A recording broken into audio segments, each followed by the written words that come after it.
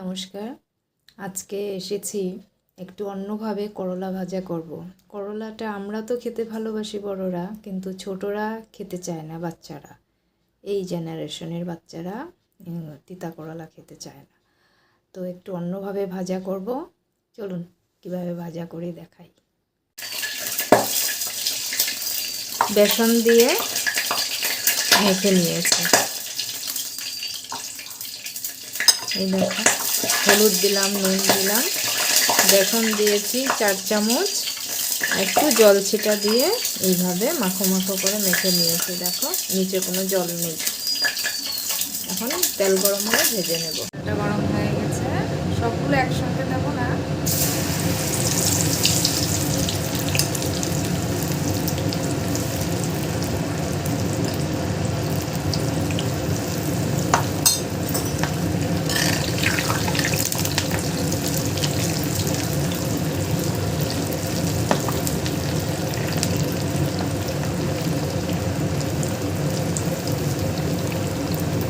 বেশি আগুনে একটু ভেজে নেব।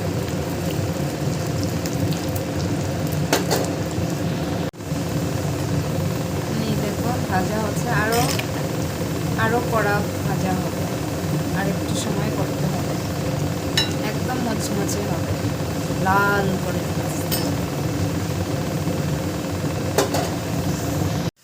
ভাজা হয়ে গেছে।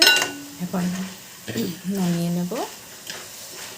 দেখো কতটা লাল হয়েছে, দেখো মচমচে মচমচে একদম।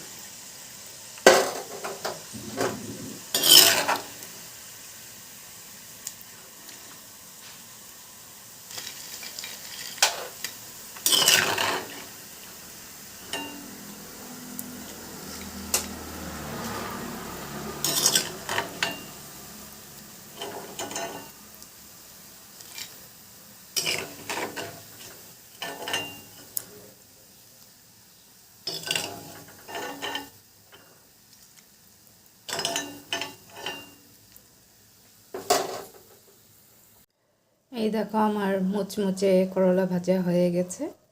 তোমরা গরম গরম ভাত ঘি দিয়ে খাবে, একটা আলাদা একটা স্বাদ পাবে। আর বাচ্চারা তো খাবে, বড়রাও খাবে। করলা ভাজা হয়ে গেছে, এখন গরম ভাত আর একটু ঘি দেবো।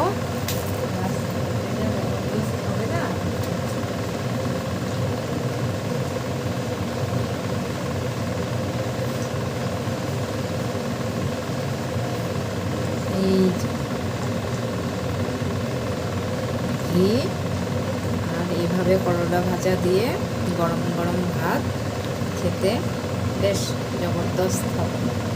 তোমরা এইভাবে বানিয়ে খাবে, আমাকে জানাবে কেমন লাগলো। এই দেখো গরম গরম ভাত আর মুচমুচে করলা ভাজা, ঘি, একটা কাঁচা লঙ্কা, খুব জবরদস্ত।